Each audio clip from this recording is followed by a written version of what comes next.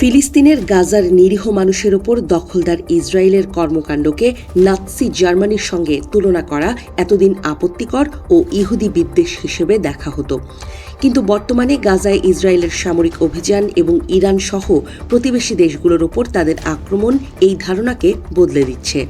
সম্প্রতি এক সাক্ষাৎকারে ট্রাম্প ও নেতানিয়াহুর ইরান যুদ্ধকে হিটলারের পূর্ব দিকের যুদ্ধের সাথে সরাসরি তুলনা করেছেন প্রখ্যাত ইহুদি পণ্ডিত নরম্যান ফ্রিঙ্কেলস্টাইন। তার মতে হিটলারের মতোই কোথায় থামতে হবে তা বুঝতে না পেরে একসাথে 7টি ফ্রন্টে যুদ্ধ শুরু করে দিয়েছেন ইসরায়েলি নেতারা। গাজা, পশ্চিম তীর, লেবানন এবং ইয়েমেনে আক্রমণের পর 2025 সালে নেতানিয়াহু ইরানের দিকে মনোনিবেশ করেন। এর পেছনে রয়েছে ইহুদি শ্রেষ্ঠত্ববাদের এক উগ্র আদর্শ। ফ্রিঙ্কেলস্টাইন বলছেন, হিটলার যেমন রাশিয়া আক্রমণ করে সমগ্র দেশটির মানুষদের ঐক্যবদ্ধ হতে উদ্বুদ্ধ করেছিলেন, ট্রাম্পের ইরান আক্রমণও ইরানিদের একইভাবে উদ্বুদ্ধ করেছে। নাৎসিরা যেমন স্লাভিকদের ঘৃণা করত ও দুর্বল ভাবত, ট্রাম্প ও নেতানিয়াহু তেমনি ইরান ও আরবদের নিচু চোখে দেখেন। তারা ভেবেছিলেন সর্বোচ্চ নেতা আলী খামেনিকে হত্যার মাধ্যমেই ইরান তাসের ঘরের মতো ভেঙে পড়বে, কিন্তু বাস্তবে তা হয়নি। এর কারণ হল, জার্মানি যেমন রাশিয়ার বিকল্প শাসক খুঁজে পায়নি, আমেরিকাও ইরানে কোনো গ্রহণযোগ্য বিকল্প শাসক দাঁড় করাতে ব্যর্থ হয়েছে।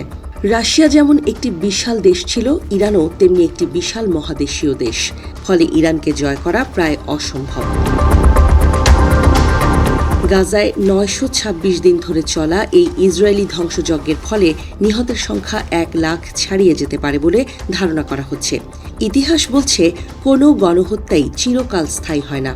রুয়ান্ডা, কম্বোডিয়া ও আর্মেনিয়ার গণহত্যার মতো গাজার এই পরিস্থিতিরও অবসান ঘটবে। সাধারণত গণহত্যার পরেই অপরাধী শক্তির পতন বা পরাজয় শুরু হয়।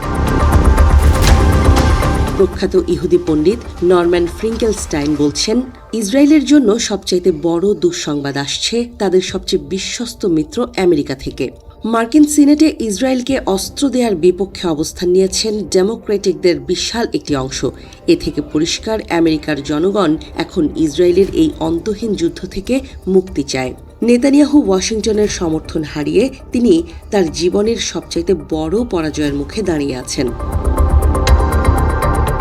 অন্যান্য বিশেষজ্ঞরা বলছেন, দ্বিতীয় বিশ্বযুদ্ধ থেকে প্রাপ্ত শিক্ষা ছিল, কোনো দেশের নেতারা সামরিক শক্তিতে অন্ধ হয়ে অতিরিক্ত আত্মবিশ্বাস দেখালে কঠোর ফ্যাসিবাদেরও পতন হয়। নেতানিয়াহুর মতো বর্তমানের যুদ্ধবাজ নেতারা ইতিহাস থেকে শিক্ষা না নিলে তাদের পরিণতিও হিটলার বা মুসোলিনির মতোই হতে পারে বলে সতর্ক করেছেন তারা।